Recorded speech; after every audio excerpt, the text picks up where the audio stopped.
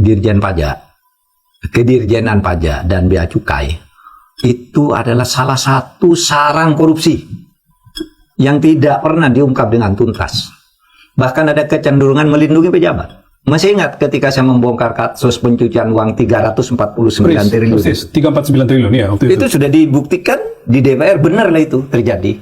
Dan dua-duanya itu di pajak maupun bea cukai ya? Iya. Ya? Dan di dalam beberapa proses pembicaraan tertutup, kita sudah bicara agar orang ini diganti. Pejabat tertentu? Iya, karena masalahnya itu kan ketika pejabat ini ditunjuk misalnya, saya bilang, ini orangnya di sini, yang terlibat gini-gini. Oh iya, terus dalam rapat resmi, kamu nggak usah hadir lagi rapat, nggak usah ikut-ikut, kamu disebut di sini. Datang aja orang itu, dan mengarahkan orang yang akan bicara gitu.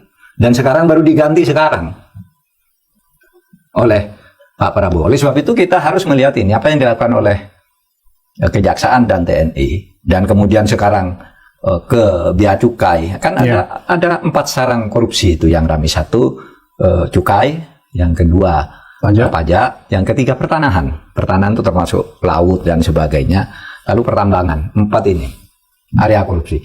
Nampaknya kan sudah mulai disentuh semua oleh Pak Prabowo ini kan. Ada Perpres tentang pengamanan hutan, itu kan Perpres 5 itu kan sudah mulai akan masuk ke pertambangan. Yang juga ada TNI di situ yang ada TNI. Iya, makanya terus kemudian pajak diganti dengan TNI. Lepas dari bahwa itu pajak bukan TNI, Pak. Pajak cukai. Pajak anak profesional pintar katanya. Pak Mahfud kenal ya itu? Kenal ya, saya kenal orangnya pintar dan jernih ya. Saya kenal baik.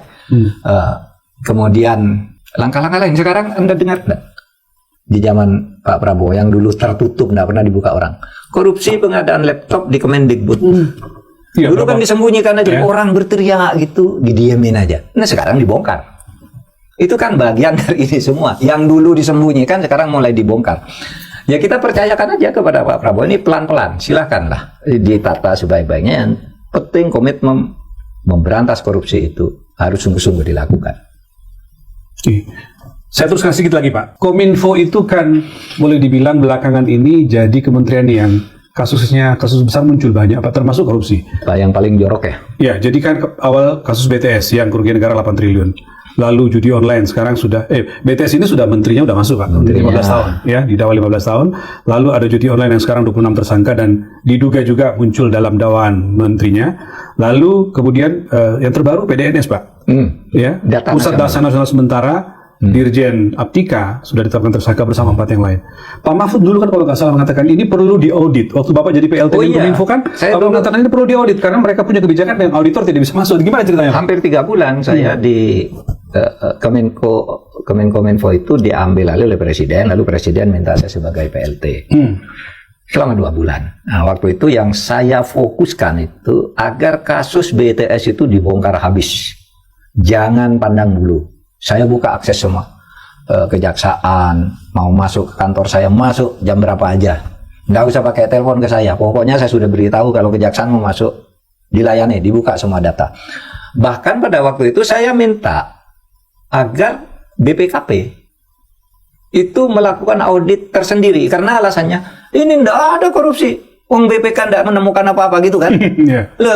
BPKP bilang, loh ini korupsinya banyak Pak. Dari 10 triliun anggaran, 8 triliun nih korupsinya. Kata BPKP waktu BPKP datang kan ke saya, ini Pak, ini. Sehingga pada waktu itu saya terus umumkan. Pokoknya sekarang BPKP masuk, jaksa masuk, silahkan ke kantor saya nih, Kemenkominfo, diaudit lagi. Maka saya kemudian merombak pejabat pejabat yang suka gitu. Kemudian irjennya saya mintakan ke BPKP. Saya minta di irjen yang baik. Saya bilang, yang bisa menjelaskan nih secara adil, tidak memojokkan pejabat yang ada karena terkadang ada persaingan di dalam tuh bisa saja terjadi. Tapi tolong ini diatur dengan baik. Jadi dulu agak tertutup tuh, nggak boleh katanya BPKP, sudah ada di BPK gitu. Ya saya suruh masuk aja gitu. Dan ternyata betul kan? Sekarang terbukti kan Pak? 15 tahun. Nah jadi di sana, ya mulai dari menterinya, dirjennya, pejabat pembuat pejabat pembuat kesepakatan ya.